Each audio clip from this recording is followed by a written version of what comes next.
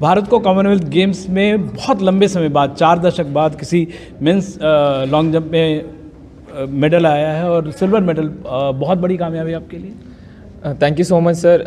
अभी silver medal आया है देश के लिए, तो मैं बहुत खुश हूँ। पिछले साल टोक्यो में मेरा परफॉर्मेंस बहुत ख़राब रहा और विनिंग ए मेडल, अभी ये जो मेडल जीता है तो मेरे लिए बहुत बड़ी चीज़ है और ये एक शुरुआत ही है। बड़ी टारगेट के लिए मैं एक शुरुआत की तरफ लेना चाहूँगा और मेहनत करना है। अभी अगले साल वर्ल्ड चैम्पियनशिप हो रहा है, एशियन गेम्स हो रहा है और फिर पेरिस सिर्फ 2 साल ही बचा है, तो मैं कोशिश करूंगा कि अपना 100% देके मैं देश के लिए एक मेडल लाऊंगा। श्री, आप मल्टी टैलेंटेड हैं, इंजीनियरिंग, मेडिकल, फिर मैथ्स में पढ़ाई करना और फिर ये सब करना। ये सफ़र ओवरऑल कैसा रहा है आपके लिए? काफ़ी डिफ़िकल्टी भी रही, मतलब, लेकिन आप 6-7 भी कई टूर्नामेंट में करते रहे, बड़े स्टेज के टूर्नामेंट में। अभी पढ़ाई और स्पोर्ट्स एक साथ करना तो बहुत डिफ़िकल्ट हो रहा है, क्योंकि हाँ, जब हम स्पोर्ट्स को एक तरफ से ले जाते हैं तो पढ़ाई भी जो इम्पोर्टेंट है वो उसके लिए भी थोड़ा ध्यान देना पड़ता है। तो हमारे रिकवरी में थोड़ा मतलब स्लीप के टाइम में तो बहुत प्रॉब्लम होता है। तो अभी मैं मास्टर्स कर रहा हूँ स्टैटिस्टिक्स में और सच बताऊँ तो मैं एक दिन भी क्लास नहीं गया हूँ, क्योंकि इस सीज़न के लिए मैं पूरा अपने 100% स्पोर्ट में ही फोकस कर रहा हूँ।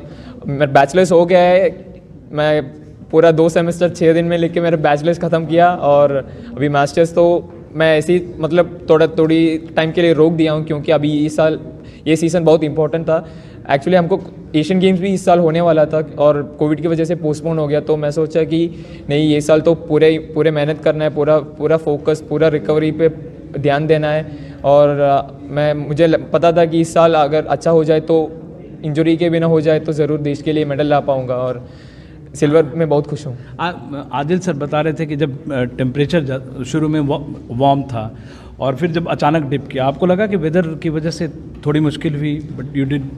पहले हमारे क्वालिफिकेशन राउंड में ठंड भी था और हवा भी दोनों तरफ से बह रहा था, क्योंकि हमको हेडविंड और टेलविंड का दोनों प्रॉब्लम हो रहा था क्वालिफिकेशन राउंड में। और ये आज इवनिंग को धूप था, पहले जब हम फील्ड में आए थे तो बहुत धूप था, फिर टेम्परेचर सडनली डिप हो रहा था, ठंड हो रहा था हमको। और उसके बीच में ही आपको 5th जंप करना पड़ा। हाँ जी और जब 5th जंप के टाइम पे तो ठंडी था और विंड का भी प्रॉब्लम चल रहा था, विंड का भी बहुत ध्यान देना पड़ रहा था और विंड की वजह से हमारे फाउल भी हो जाते हैं, तो ये भी ध्यान में देना, स्पॉट ऑन एडजस्टमेंट करना पड़ता है, क्योंकि बहुत सारी चीज़ हमारे एथलीट पे डिपेंड करता है और वो चीज़ हमारे कोचेस नहीं बोल सकते, क्योंकि जब कोचेस एडजस्टमेंट करते हैं तो हमारे प्रीवियस जंप के हिसाब से एडजस्टमेंट करते हैं और जब हम जंप लेने के लिए जाते हैं तभी हेडविंड चलता है, तो हमको उसी टाइम पे एडजस्टमेंट करना पड़ता है। तो ये जो चीज़ है वो हमारे जो कंपटीशन एक्सपीरियंस से ही हमको मिलता है। अच्छा, आप लगा कि 1 मिलीमीटर से 8.08 आप दोनों ने किया और आपका जो एक बढ़िया जंप था जो फाउल हो गया, फेल अटेम्प्ट में आया, 0.1 मिलीमीटर से आप रह गए, शायद ये गोल्ड होता है, इसका मलाल है। हाँ, तो ये स्पोर्ट का सबसे बड़ी खूबसूरत चीज़ यही होता है, सबसे बड़े ख़राब चीज़ भी यही होता है कि हमको पता नहीं है कि क्या होगा, कब होगा, कैसे होगा, क्योंकि एथलेटिक्स एक ऐसी स्पोर्ट है जो सबसे डिफ़िकल्ट स्पोर्ट है कंपटीशन में, चाहे कॉमनवेल्थ हो, चाहे एशियन गेम्स हो, चाहे वर्ल्ड चैम्पियनशिप हो, ओलंपिक्स हो, सभी एरियाज़ में कंपटीशन तो बहुत ज़्यादा होता है, मतलब ट्रैक एंड फील्ड में।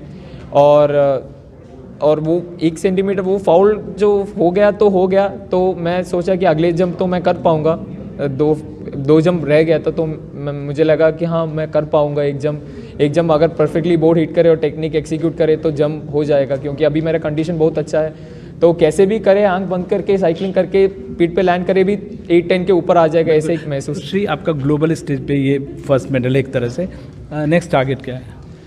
अभी नेक्स्ट टारगेट होगा, अभी अगले हफ्ते मोनाको डायमंड लीग खेलने जाऊंगा और अगले इमीडिएट टारगेट होगा 2023 वर्ल्ड चैम्पियनशिप और 2023 एशियन गेम्स, और पेरिस तो हम सबका सबसे बढ़िया टारगेट है 2024 में जो होने वाला है, तो इसके लिए पूरे जान लगा दूंगा। Wish you all the best. आप जान लगाइए और भी बड़ा मेडल।